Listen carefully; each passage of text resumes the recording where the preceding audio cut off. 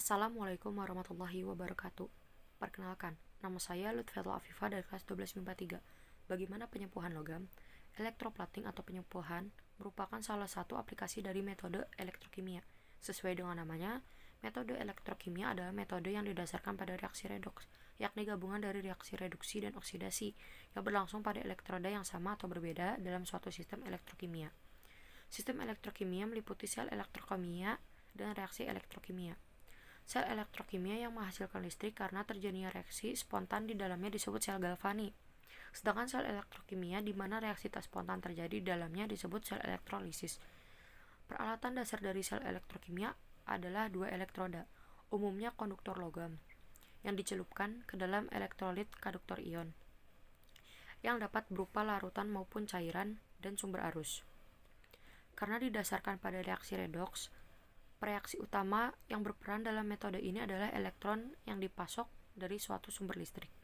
Sesuai dengan reaksi yang berlangsung, elektroda dalam suatu sistem elektrokimia dapat dibedakan menjadi katoda, yakni elektroda di mana reaksi reduksi atau reaksi katodik berlangsung, dan anoda, di mana reaksi oksidasi atau reaksi anodik berlangsung. Elektroplating atau penyempuhan adalah proses lapisan logam dengan logam yang lebih tipis melalui prinsip bahwa logam yang akan disepuh diperlukan sebagai katoda dan logam penyempuh diperlukan sebagai anoda.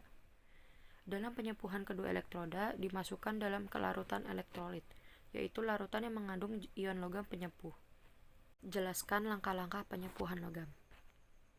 Yang pertama, celupkan uang logam ke dalam larutan HCl, kemudian bilas dengan air. Yang kedua, celupkan lagi uang logam ke dalam larutan portas atau potasium, kemudian bilas dengan air. Yang ketiga, bersihkan uang logam dengan menggosoknya menggunakan sikat kuningan dan larutan buah lerak.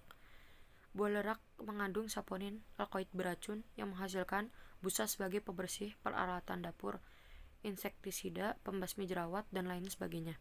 Yang keempat, ikatkan uang logam dengan kawat tembaga yang telah dihubungkan pada baterai, uang logam sebagai katoda dan lainnya sebagai anoda. Yang kelima, uang logam yang telah diikat dicelupkan ke dalam larutan CuSO4 bersamaan dengan padatan perak tembaga suatu elektrolisis. Yang keenam, uang logam tampak merah terlapisi tembaga. Yang ketujuh, kemudian celupkan lagi uang logam ke dalam larutan AgN03 bersama dengan padatan perak tembaga untuk dielektrolisis. Yang kedelapan, uang logam tampak putih terlapisi perak. Yang kesembilan, bersihkan kembali uang dengan menggosoknya menggunakan sikat kuningan dan larutan buah lerak. 10. Celupkan kembali uang logam ke dalam larutan AuCl3 bersama dengan padatan emas murni untuk dielektrolisis. Yang ke-11, lepaskan uang logam dari ikatan kawat. Dan yang ke-12, keringkan dengan lap kain. Mengapa harus dilakukan penyempuhan logam? Karena untuk melindungi logam terhadap korosi atau untuk memperbaiki penampilan. Apa arti dari 22 karat dan 24 karat? 22 karat yaitu kandungan-kandungan emas murni yang terdiri dari 90,60% sampai dengan 94,79%.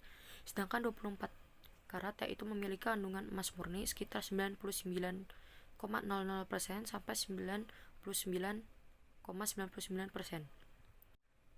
Mengapa harga emas 22 dan 24 karat berbeda?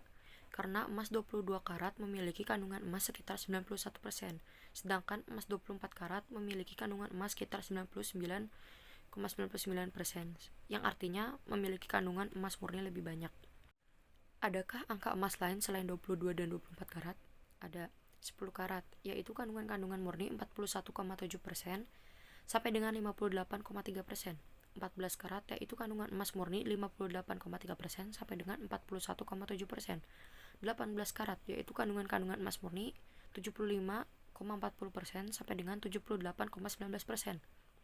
19 karat yaitu kandungan emas murni 78,20% sampai dengan 82,29%. 20 karat yaitu kandungan emas murni 82,30% sampai dengan 86,49%.